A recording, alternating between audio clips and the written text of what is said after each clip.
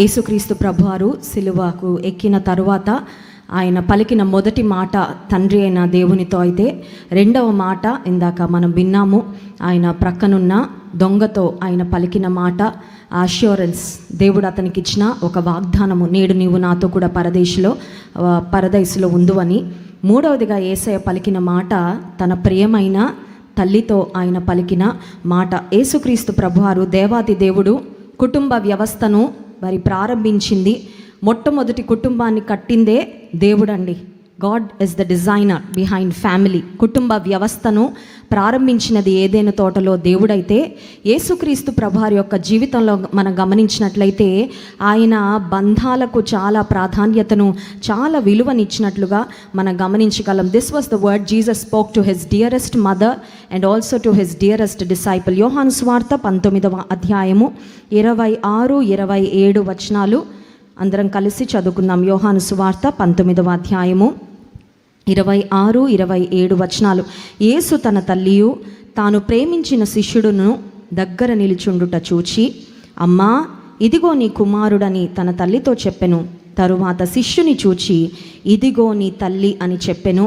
ఆ గడియ నుండి ఆ శిష్యుడు ఆమెను తన ఇంట చేర్చుకొనెను. When Jesus hung on the cross, యేసయ్య శిలువ మీద వేలాడుతూ ఉన్నప్పుడు he was experiencing excruciating pain.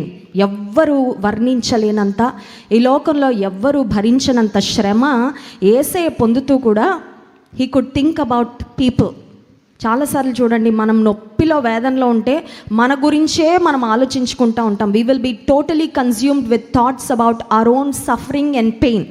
ఇంకోటి ఏంటంటే, అందరూ మన గురించి ఆలోచించాలని కూడా, మనకి ఏదైనా ఒక కష్టం వచ్చి, మనకి ఏదైనా ఒక ఆరోగ్య సమస్య వస్తే, ఒకవేళ భర్త సెలవు పెట్టకపోతే బాధ అయిపోతూ ఉంటుంది వారికి.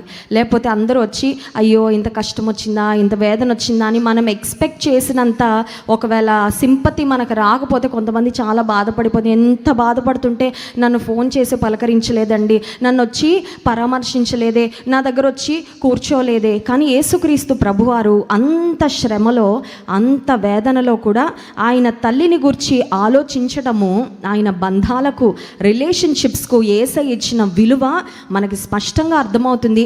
ఇది యేసయ్య మరి మానవ రూపిగా ఈ లోకంలో జీవించిన కాలంలో మనుషులుగా మన కొరకు ఆయన విడిచిపెట్టిన మాదిరి కూడా ఇదే. మనం కూడా మన జీవితాలలో బంధాలకు ఎటువంటి విలువనివ్వాలో యేసయ్యను చూసి ఖచ్చితంగా మనం నేర్చుకోవాల్సిందే. పాత నిబంధన గ్రంథంలో సీనాయి పర్వతం మీద దేవుడు మోషేకు తన ప్రజలైన ఇశ్రాయేలీల కొరకు 10 ఆజ్ఞలు అతని చేతిలో పెట్టినప్పుడు, ఆ 10 ఆజ్ఞలను 2 కేటగిరీస్లో మనం విభజించగలిగితే, 2 విభాగాలుగా మనం చేయగలిగితే, ఒకటి దేవునికి మనిషికి మధ్యలో జరిగే విషయాలను గుర్చిన ఆజ్ఞలు కొన్నైతే, మరికొన్ని వ్యక్తులంగా మనకు తోటి వారికి మధ్యలో మనం ఎలాంటి ఆజ్ఞలను పాటించాలో యేసుక్రీస్తు ప్రభువారు సెలవిచ్చారు. అయితే నరహత్య చేయకూడదు, వ్యభిచరించకూడదు, నీ పొరుగువానిదగు అంటూ అక్కడ చాలా జనరలైజ్డ్గా మనం ఇతరుల పట్ల ఎటువంటి ధోరణి కలిగి ఉండాలి, ఇతరుల విషయంలో మనం ఎలా తప్పిదం చేయకూడదో మాట్లాడారు. కానీ తల్లి తండ్రి విషయం దగ్గరకు వచ్చేసరికి చాలా స్పష్టంగా, చాలా క్లారిటీగా 5వ ఆజ్ఞను దేవుడు ఇచ్చారు. మనందరికీ తెలుసు, నిర్గమకాండం 20వ అధ్యాయము 12వ వచనంలో, నీ దేవుడైన యెహోవా నీకు అనుగ్రహించు దేశంలో నీవు దీర్ఘాయుష్మంతుడు వగునట్లు నీ తల్లిని నీ తండ్రిని సన్మానించు. Honour your parents. This is a lesson everybody here must learn. ఈ పాఠము చిన్న పిల్లలకే కాదండి. చాలాసార్లు మనం అనుకుంటాం మా పిల్లలకు నేర్పించాలండి, తల్లిదండ్రులు గణపరచాలి, తల్లిదండ్రులు మాట విన. మన పిల్లలకే కాదు, మనం కూడా నేర్చుకోవాలి. మనం తల్లిదండ్రులు అయినప్పటికీ ఒకవేళ దేవుడు మనకిచ్చిన తల్లిదండ్రులు, దేవుడు మనకిచ్చిన అత్తమామలు, వాళ్ళు కూడా తల్లిదండ్రులకు సమానమే. వారిని మనం ఎలా గణపరచాలో, వారిని మనం ఎలా గౌరవించాలో దేవాది దేవుడు తన ప్రజలకు ఇచ్చిన ఆజ్ఞలలో చాలా స్పెసిఫిక్గా, చాలా స్పష్టంగా, నీవు దీర్ఘాయుష్మంతుడు అవ్వాలంటే నీ తల్లిని తండ్రిని ముందు దేవుణ్ణి సన్మానించు, దేవుణ్ణి ఘనపరచు, ఆయన స్థానం ఇంకెవరికి ఇవ్వడానికి వీల్లేదు అని చెప్పిన దేవాతి దేవుడు మీ తల్లిదండ్రులను సన్మానించు. సో తల్లిదండ్రులు సన్మానించడం అనేది ఒక ఆజ్ఞ అయితే, ఎఫెసీ పత్రిక 6వ అధ్యాయం 1 నుండి 3 వచనాలు మనం చదివినట్లయితే అక్కడ కూడా తల్లిదండ్రుల విషయంలో మరి దేవుడిచ్చిన ఒక ఆజ్ఞ మనం చూస్తాం. పిల్లలారా ప్రభునందు మీ తల్లిదండ్రులకు విధేయులై. This is very difficult. కొన్నిసార్లు గౌరవించడం ఈజీ ఏమో, రెస్పెక్ట్ఫుల్గా మాట్లాడడం, వారి ముందు కొంచెం భయం ఉన్నట్లు ప్రవర్తించడం ఈజీ ఏమో, కానీ వారిని విధేయత చూపించడం చాలా కష్టం అయిపోతూ ఉంటుంది. ఎందుకంటే ఈ రోజుల్లో ఎవరి ఒపీనియన్లు వాళ్ళకి ఉంటున్నాయి, ఎవరి ప్రిఫరెన్సెస్ వారికి ఉంటాయి, ఎవరి ఐడియాస్ వారికి ఉంటాయి, ఎవరి ప్లానింగ్ వారికి ఉంటుంది. కొన్నిసార్లు తల్లిదండ్రుల మాట విధేయత చూపించడం అదే ఒక పెద్ద సిలువలాగా కూడా కనబడుతూ ఉంటుంది. కొన్నిసార్లు అమ్మో ఎంత కష్టం, మా తల్లి తండ్రి ఇలా చెప్తా ఉంటే ఇలాగా ఉండాలా, వారు చెప్పినట్లు చేయాలా, ఇది నా ప్లానింగ్కి చాలా ఆపోజిట్గా ఉంది అని చాలాసార్లు మన తల్లిదండ్రులకు విధేయత చూపించడం చాలా పెద్ద సవాలు అయిపోతూ ఉంటుంది. అయితే అలా విధేయత చూపిస్తే మనకేం కలుగుతుందో దేవుని వాక్యం ఎంత శ్రేష్టమైనదంటే, ఒక ఆజ్ఞ ఇచ్చి ఆ ఆజ్ఞను పాటిస్తే కలిగే ఆశీర్వాదం కూడా దేవుడు అక్కడే రాసి పెట్టారు. ఎందుకంటే ఆశీర్వాదాన్ని చూసైనా సరే మనం మోటివేట్ అయ్యి ఆ ఆజ్ఞ కొంచెం కష్టమైనా పాటిస్తామని. స్తోత్రం చెప్దాం, హల్లెలూయా.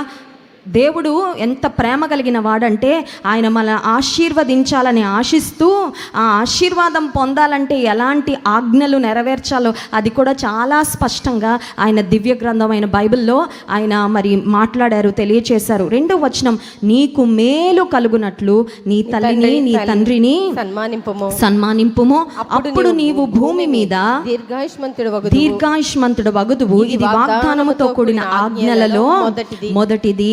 మేలు కలగాలంటే, that all may go well with you, అన్నీ మంచి జరగాలంటే ఏం చేయాలండి? ఇది ప్రతి ఒక్కరిలో ఉన్న ఆలోచన కాదా? ఇది మనందరి ఆశ కాదా? మేలు కలగాలంటే ఏం చేయాలి, మేలు కలగాలంటే ఏం చేయాలి? వన్ ఆఫ్ ద వేస్ మనకి మేలు కలగాలంటే మనం చేయవలసిన ఒక ప్రాముఖ్యమైన అంశము దేవుని వాక్యంలో వ్రాయబడింది. నీ తల్లికి నీ తండ్రికి నీవు విధేయత చూపించు, ఇది వాగ్దానముతో కూడిన ఆజ్ఞలలో మొదటిది. తల్లిదండ్రుల విషయంలో does God care about our relationships? మనం మన తల్లిదండ్రుల విషయంలో ఎలా ప్రవర్తిస్తామో దేవుడు గమనిస్తాడా? అన్నీ గమనిస్తాడండి. God watches everything. దేవుడు మనల్ని ఎంత ప్రేమిస్తున్నాడంటే ఆయన ప్రతి క్షణం మనల్ని చూస్తూనే ఉంటారు, మనల్ని కాపాడుతూనే ఉంటారు, మనల్ని గైడ్ చేస్తూనే ఉంటారు. మన బంధాలలో మనం ఎటువంటి వ్యవహార శైలిని కలిగి ఉంటాం, మన రిలేషన్షిప్స్లో మనం ఎలా ప్రవర్తిస్తున్నామో అది కూడా దేవుడు, అది నా పర్సనల్ అండి అంటే కుదరదు. మా భర్త నేను ఎలా ఉంటాం మా పర్సనల్ అండి, మా అమ్మ నాన్నతో నేను ఎలా ఉంటానో నా పర్సనల్, నీ పర్సనలే కావచ్చు, కానీ దేవుడు నిన్ను పర్సనల్గా ప్రేమిస్తున్నాడు కాబట్టి he watches, he looks at it, he observes. పరిశోధించే దేవుడు, పరీక్షించే దేవుడు, గమనించే దేవుడు, చూచుచున్న దేవుడు. కొన్నిసార్లు కొన్ని కుటుంబాలలో బిడ్డలు తల్లిదండ్రులు దూషిస్తూ ఉంటారు, ఫర్ వాట్ ఎవర్ రీజన్, ఏ కారణం వల్ల అయినా ఉండొచ్చు. తల్లిదండ్రులు దూషించే వారిని గురించి కూడా చాలా కఠినమైన మాట వ్రాయబడింది. యేసయ్య చెప్పారు స్వయంగా. మత్తయి సువార్త 15వ అధ్యాయము 4-5 వచనాలు చదువుకుందాం. మత్తయి సువార్త 15వ అధ్యాయము 4-5 వచనాలు. అప్పుడు తల్లిదండ్రులను ఘనపరచుమనియు తండ్రినైనను తల్లినైనను దూషించువాడు తప్పక మరణము పొందవలెననియు దేవుడు సెలవిచ్చాను. This is a very hard word కదా. చనిపోవాలంట ఎవరు? తల్లిని తండ్రిని శపించే వారు, దూషించేవారు. ఇంగ్లీష్ బైబిల్లో ఉంది, those who curse their father and mother must die అనే మాట ఉందండి. అది యేసయ్య స్వయంగా పలికిన మాట. అంటే తల్లిదండ్రులు దూషించడము దేవుని దృష్టిలో అది ఎంత నేరమో ఒకసారి మనం అర్థము చేసుకోవచ్చు. ఆ తర్వాత కొన్నిసార్లు తల్లిదండ్రుల విషయంలో మన బాధ్యత నెరవేర్చాల్సి వచ్చినప్పుడు కొన్నిసార్లు కొంతమంది కొన్ని ట్రిక్స్ ప్లే చేస్తూ ఉంటారండి. అంటే తల్లిదండ్రులకు ఇవ్వాల్సింది ఇవ్వకుండా, చూడాల్సింది చూడకుండా ఉండడానికి, తప్పించుకోవడానికి కొంతమంది ఒక పని చేస్తూ ఉంటారంట. వారిని గురించి 5వ వచనంలో రాయబడింది చూడండి. మీరైతే ఒకడు తన తండ్రినైనను తల్లినైనను చూచి నా వలన నీకేది ప్రయోజనమగును అది దేవార్పితమని చెప్పిన ఎడల అతడు తన తండ్రినైనను తల్లినైనను ఘనపరచనక్కరలేదని చెప్పుచున్నారు. ఇదే విషయాన్ని మార్కు సువార్త 7వ అధ్యాయం 11వ వచనంలో కూడా యేసయ్య ప్రస్తావిస్తూ అక్కడ కూడా ఒక మాట చెప్పారు చూడండి. మార్కు సువార్త 7వ అధ్యాయం 11వ వచనం. అయినను మీరు ఒకడు తన తండ్రినైనను ఒకడు తన తండ్రినైనను తల్లినైనను చూచి నా వలన నీకు ప్రయోజనమగున్నది నా వల్ల నీకు ప్రయోజనమగునది ఏదో అది కొర్బాను అనగా దేవార్పితమని చెప్పిన ఎడల తన తండ్రికైనను తల్లికైనను వానిని ఏమీ చేయనీయక మీరు నియమించిన మీ పారంపర్యాచారము వలన దేవుని వాక్యమును నిరర్ధకము. Do not deny your responsibilities. మీ తల్లిదండ్రుల విషయంలో మీ బాధ్యత ఏమాత్రం కూడా తప్పించుకోవడానికి, ఎగ్జంప్ట్ అవ్వడానికి ప్రయత్నము చెయ్యొద్దు. దేవార్పితం. నేను మీకు ఇంత డబ్బులు పంపించాలనుకున్నాను కానీ అమ్మా నాన్న మీ వృద్ధాప్యంలో ఉన్నారు కరెక్టే, కానీ నేను దేవుడికి ఇంత ఇచ్చుకోవాలనుకున్నాను అని దాన్ని కొర్బాను అంటారంట. నేను దేవుని కోసం అట్టి పెట్టాను అని ఒక సాకు చెప్పి తల్లిదండ్రుల విషయంలో తమ బాధ్యత నెరవేర్చని వారిని కూర్చి కూడా యేసయ్య ముందుగానే మాట్లాడారంటే అర్థం ఏంటంటే తల్లిదండ్రుల విషయంలో మన బాధ్యతను మనం తప్పించుకోవడానికి వీలు లేదు. యేసయ్య ప్రతి విషయంలో మనకి మాదిరి ఉంచి వెళ్ళారు. Jesus proved on the cross that he is the best son. Best son award ఈ ప్రపంచంలో ఇవ్వాలంటే ఎవరికి ఇవ్వాలి? He is the best in everything అండి. అన్నిటిలో ఆయన శ్రేష్ఠుడే, అన్నిటిలో ఆయన ఘనుడే, అన్నిటిలో ఆయన మనకు మాదిరే. ఇప్పుడు కుమారుడుగా కూడా యేసుక్రీస్తు ప్రభువారు శిలువ మీద వేలాడుతూ తన తల్లితో మాట్లాడడం ద్వారా, తన తల్లి బాధ్యతను తన ప్రియమైన శిష్యునికి అప్పగించడం ద్వారా అక్కడ కూడా ఆయన ఇన్కంప్లీట్గా తన బాధ్యతను విడిచిపెట్టి ఈ లోకాన్ని విడిచిపెట్టి ఆయన వెళ్ళలేదు. సామెతల గ్రంథం 23వ అధ్యాయము 25వ వచనంలో కూడా ఒక మాట ఉంది చూడండి. సామెతల గ్రంథము 23వ అధ్యాయము 25వ వచనం. నీ తల్లిదండ్రులను నీవు సంతోషపెట్టవలెను. నిన్ను కనిన తల్లిని ఆనందపరచ. యేసయ్య అది చేశాడా చేయలేదా? ఎస్. యేసుక్రీస్తు ప్రభువారు ఈ లోకానికి వచ్చినప్పుడు నేను నా తండ్రి పని మీద ఉన్నానని మీకు తెలీదా అని అడిగాడు తన తల్లిదండ్రులని. అంటే తన తల్లి విషయమే పట్టించుకొని ఆయన పరలోకం నుండి ఏ పని నిమిత్తం వచ్చాడో ఆ స్పిరిచువల్ వర్క్ని ఆయన ఇగ్నోర్ చేశారా, ఆయన నెగ్లెక్ట్ చేశారంటే అది కూడా చేయలేదండి. ఎందుకంటే యేసు ప్రభు శిలువ మరణానికి పొందక మునుపు యోహాను సువార్తలో ఆయన చేసిన ప్రార్థనలో జాన్స్ గాస్పెల్ చాప్టర్ 17:4 యోహాను సువార్త 17వ అధ్యాయము 4వ వచనంలో యేసయ్య చేసిన ప్రార్థన, చేయుటకు నీవు నాకు ఇచ్చిన పని నేను సంపూర్ణముగా నెరవేర్చి భూమి మీద నిన్ను మహిమపరచితిని. స్తోత్రం చెప్దాం. హల్లెలూయా. Spiritual work he has completely fulfilled it, and also his physical earthly responsibilities he has fulfilled them. ఆత్మ సంబంధమైన పని, దేవుని రాజ్యము కట్టుట, పరలోకం నుండి ఎందుకు వచ్చాడో, తండ్రి ఎందుకు పంపించారో, ఎందుకు ఆయన ఈ లోకానికి వచ్చారో, ఆత్మ సంబంధంగా ఆయన పనిని పరిపూర్ణం చేశారు. శరీర సంబంధంగా ఒక కుమారునిగా ఆ బాధ్యతలు కూడా నిర్వర్తించారు. అంటే యేసుక్రీస్తు ప్రభువు వారిలో మనం చూడగలిగేది ఏంటంటే he has balanced his spiritual responsibilities work and also his family responsibilities. కొన్నిసార్లు కొంతమంది అసలు ఇంక ఇంట్లో ఏమీ పట్టించుకోనండి, ఓన్లీ ప్రేయరే, ఓన్లీ బైబిల్ రీడింగ్ అంటే అది కాదండి, అది సరైన భక్తి కాదు.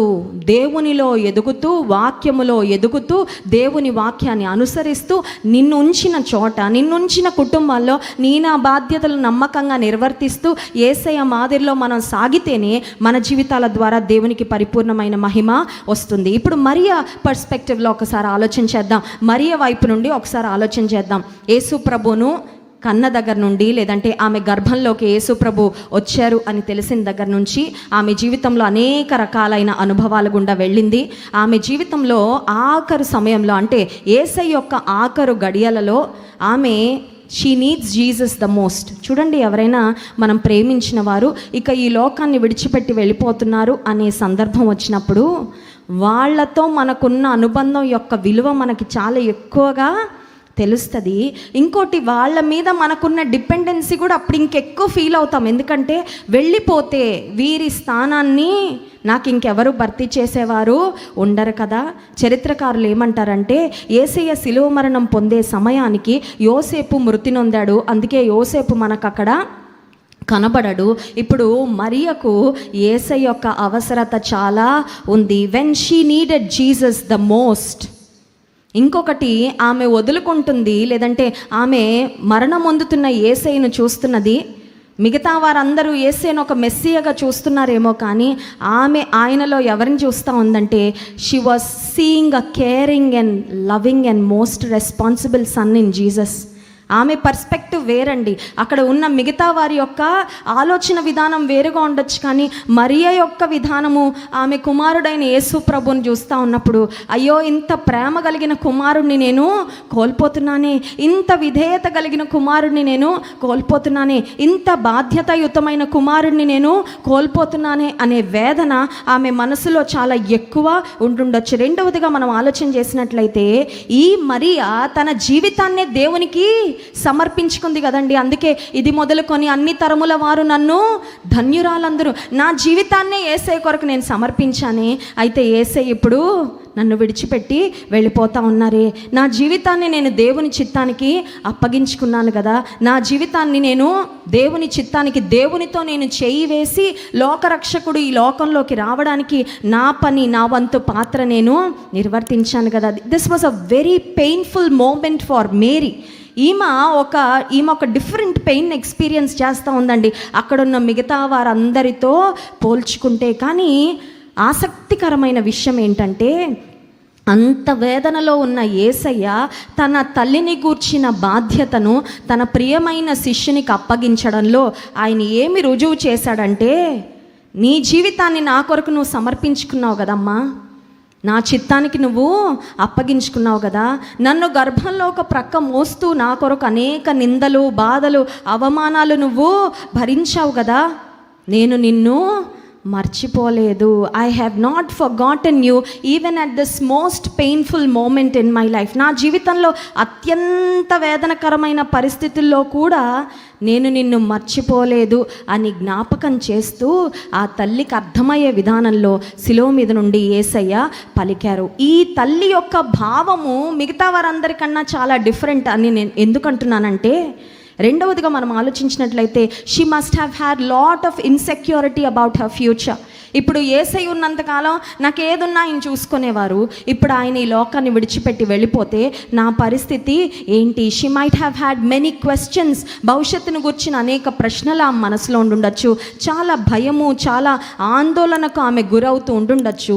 లూకాసు వార్త 2:35 సుమయోను బాలుడైన యేసయ్యను యెరూషలేము దేవాలయంలోనికి తీసుకొని వెళ్ళిన సందర్భంలో మరియతో ఒక మాట పలికారు. చూడండి ఆ మాట, మరియు నీ హృదయంలోనికి ఒక ఖడ్గము దూసుకొని పోవునని ఆయన తల్లి అయిన మరియతో చెప్పెను. యేసయ్య దేహంలోకి ఒక్కొక్క మేకు దిగగొడుతూ ఉన్నప్పుడు, ఆయన వీపు మీద ఒక్కొక్క కొరడా దెబ్బ పడతా ఉన్నప్పుడు, ఈ తల్లి హృదయంలో లిటరల్గా ఎలా ఉందంటే, it was tearing her heart apart. నా హృదయంలోకి ఒక కత్తి దూసుకొని వెళ్ళిపోతుందేమో అన్నంత వేదన. ఎందుకంటే ఆమెకి యేసయ్యతో ఉన్న బంధం ఏంటంటే, అది రక్తబంధం అండి. ఆమె కన్నది కదా, అది పేగు బంధము. ఆమె హృదయంలో నుండి ఖడ్గం దూసుకొని వెళ్ళిన అనుభవం గుండా మరియా వెళ్తూ ఉన్న సందర్భంలో, నేను నీకన్నా చాలా ఎక్కువ పెయిన్లో ఉన్నానమ్మా, కానీ నీ పెయిన్ కూడా నేను I can understand, I can feel your pain, I can see your pain, and here I am to comfort you. ఇదిగో నిన్ను ఆదరించడానికి నేను చాలా వేదనలో ఉన్నాను, నీ వేదన కూడా నేను అర్థం చేసుకోగలను, నీ బాధ కూడా నేను అర్థం చేసుకోగలను అన్నట్లుగా యేసుక్రీస్తు ప్రభువారు తన తల్లితో, యేసయ్య ఈ తల్లికి ఆయన శిలువ మరణం పొందేటప్పుడు అనిపించుంటుంది, నేను ఈ కుమారుణ్ణి విడిచిపెట్టలేను. చూడండి, ఎవరైనా చనిపోయినప్పుడు ఇక బాక్స్ క్లోజ్ చేసి గుంటలో పెడతారనగా కుటుంబీకులు చాలా గొల్లుని ఏడుస్తారండి. ఎందుకంటే ఇంకా లేదు, ఇంకా physical separation, it's going to be permanent అనే ఒక బాధ, ఒక వేదన. ఇప్పుడు ఈ తల్లి మనసులో కూడా అదే బాధ, అదే వేదన కలుగుతూ, when she needed Jesus the most, he was there for her.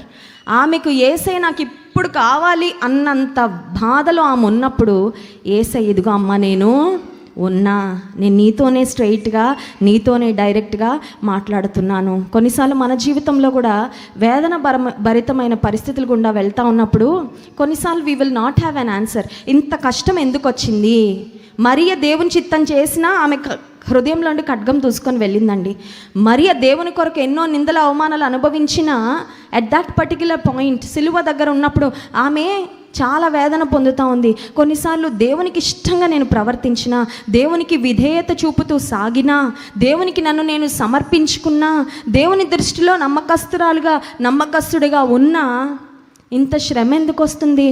బహుశా దేవుడు నన్ను మర్చిపోయాడా, బహుశా దేవుడు నన్ను విడిచిపెట్టాడా అనే అనుభవం గుండా నీ వెళ్తున్నట్లయితే జ్ఞాపకం పెట్టుకో, మరియను మరచిపోని యేసయ్య ఈరోజు నిన్ను నన్ను కూడా ఆయన మర్చిపోలేదు. యెషయా గ్రంథం 49వ అధ్యాయము 14 నుండి 16 వచనాల వరకు మనం చదివినట్లయితే అక్కడ ఒక మాట ఉంటుంది చూడండి.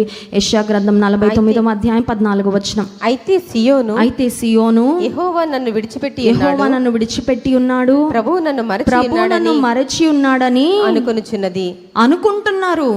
నేను మిమ్మల్ని మర్చిపోయానని, నేను మిమ్మల్ని విడిచిపెట్టానని. తల్లైనా తను కన్న బిడ్డను మర్చిపోతుందేమో. నేను నిన్ను మరువను, చూడుము నా అరచేతిలో నిన్ను చెక్కుకున్నాను, నీ ప్రాకారములు నిత్యము నా ఎదుట ఉన్నవి అని వాగ్దానం చేసిన దేవుడు మనకిస్తున్న అభయం ఏంటంటే, నేను మర్చిపోలేదు. నిన్ను మర్చిపోవడం ఇస్ వన్ థింగ్, విడిచిపెట్టడం ఇస్ అనదర్ థింగ్. మర్చిపోవడం అంటే ఏంటంటే మెమరీలో నుండి పోవడం. అది కూడా చాలా పెయిన్ఫుల్. ఏంటంటే మమ్మల్ని మర్చిపోయారా అంటాం. కొంతమందికి ఫోన్ చేసి మమ్మల్ని మనం బాగా ఇష్టపడేవారు మనల్ని పలకరించకపోయినా వాళ్ళు మర్చిపోయారేమో అని ఆందోళన పడిపోతూ ఉంటాం. ఏసే అంటాడా అసలు మర్చిపోలేదు, because you are always on my mind, you are constantly on my mind. ఏసే సిలువ మీద వేలాడుతున్నప్పుడు ఆయన మనసులో ఎవరున్నారంటే మనమే ఉన్నామండి. అందుకనే ఆయన ఎప్పుడు ఇక శిలువ మరణం పొందకూడదు, తప్పించుకోవాలనుకోలేదు. ఎందుకంటే మనందరి పాప క్రయధనాన్ని ఆయన చెల్లించాలనే విల్లింగ్గా హృదయపూర్వకంగానే ఆ శిలువ యాగాన్ని బలియాగాన్ని ఆయన చేశారు. కాబట్టి శిలువ మీద ఉన్నప్పుడు ఆయన మనసులో మనమున్నాం. శిలువ మీద ఉన్నప్పుడు ఆయన మనసులో ఎవరున్నారంటే తల్లి అయిన మరియా ఉంది. ఒకవేళ నీవు దేవుడు నిన్ను మర్చిపోయాడు అనుకుంటుంటే దేవుడు చేసిన వాగ్దానము ఇస్తున్న అభయము, నేను నిన్ను మర్చిపోలేదు. మర్చిపోవడం కాదు, విడిచిపెట్టను కూడా. మర్చిపోవడం సంగతి ప్రక్కన పెట్టు, నేను నిన్ను విడిచిపెట్టను. రెండవదిగా మనం చూసినట్లయితే మరియ జీవితంలో నుండి ఇప్పుడు యేసయ్య మృతి నొందుతూ ఉండగా ఇక నాతో నా కుమారుడు ఉండడు, she's going to have a big gap. Yesayya యొక్క యాబ్సెన్స్, యేసయ్య లేకపోవడం వల్ల ఆమె జీవితంలో ఒక పెద్ద ఖాళీ అవ్వబోతుందండి. ఆ ఖాళీ ఎవరు భర్తీ చేస్తారు అనే ప్రశ్న ఆమె మనసులో ఖచ్చితంగా ఉండుంటుంది. Jesus has given her another spiritual son. యేసయ్యకు బదులుగా ఆయన బాధ్యతలు నిర్వర్తించడానికి భౌతికంగా తన ప్రియమైన శిష్యుడైన యోహానుకు తన తల్లి బాధ్యతలు యేసయ్య అప్పగించినట్లుగా మనం చూసిన మూడో మాట యేసయ్య పలికింది. తన ప్రియమైన తల్లితో తన ప్రియమైన శిష్యుడు యోహాను, యేసు రొమ్మున ఆనుకున్న శిష్యుడు.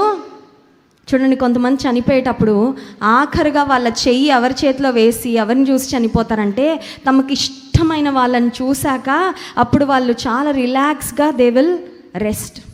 ఇప్పుడు యేసయ్య రొమ్మును ఆనుకొని యేసయ్యను బహుగా ప్రేమించిన శిష్యుడైన యోహానుకు కూడా అది ఎంత తృప్తో కదా. శిలువ మీద ఉంటూ కూడా శ్రమ పొందుతున్న నా యేసయ్య నాతో మాట్లాడాడే, ఆయన నన్ను జ్ఞాపకం చేసుకున్నాడు. ఎందుకు ఈ మాట చెప్తున్నానంటే, దేవుని నిజంగా మనం పూర్ణ హృదయంతో ప్రేమిస్తే ఆయన యొక్క ప్రేమ ప్రతి ఘట్టంలో at every stage in our life we will experience his love. When we love him with all our heart, మన పూర్ణ హృదయంతో దేవుని మనం ప్రేమిస్తే మన జీవితంలో ప్రతి ఘట్టంలో దేవుని ప్రేమను మనం అనుభవపూర్వకంగానే చూస్తూ ఉంటాము అనడానికి శిష్యుడైన యోహానుతో యేసయ్య తన తల్లి బాధ్యతను అప్పగించారు. Why only John? యోహానుకే ఎందుకు యేసయ్య అప్పగించారు అంటే because John proved his faithfulness. Yohanu నమ్మకస్తుడుగా కనబడ్డాడండి యేసయ్యకు. మిగతా శిష్యులు ఉంటామని చెప్పి పారిపోయిన వారు, యేసయ్య ఎవరో మాకు తెలియదని బొంకి వెళ్ళిపోయిన వారు ఉన్నారేమో, కానీ యోహాను మాత్రం తన నమ్మకత్వాన్ని రుజువు చేసుకున్నాడు. ఈరోజు నీవు నేను కూడా దేవుడు నాకు ఏదైనా బాధ్యత అప్పగిస్తే బాగుండు, దేవుడు తన రాజ్య విస్తరణలో ఏదన్నా పని అప్పగిస్తే బాగుండు అనే ఆశ నీకున్నట్లయితే ముందు నమ్మకత్వాన్ని కలిగి ఉంటే, ఫెయిత్ఫుల్నెస్ అనే క్వాలిటీ కనుక మన జీవితంలో నిజంగా మనం పెంపొందించుకోగలిగితే నమ్మకమైన వానికి ఎన్నో బాధ్యతలు దేవుడు అప్పగిస్తాడు. నమ్మకమైన వానికి దీవెనలు కూడా ఎన్నో కలుగుతాయి. God entrusts responsibilities to faithful people. ప్రియమైన తల్లితో, ప్రియమైన శిష్యునితో యేసయ్య పలికిన ఈ 3వ మాట ద్వారా మనం అర్థం చేసుకొని, నేను ఒక్క మాటలో దాన్ని క్రోడీకరించాలని ఆశిస్తున్నా. What a loving saviour, what a compassionate son, what a wonderful God. ఎంత ప్రేమగల రక్షకుడు, ఎంత జాలి కలిగిన కుమారుడు, ఎంత అద్భుతమైన దేవుడు. దేవుడు ఈ మాటను మన వినికిడిలో దీవించునుగాక. ఆమేన్.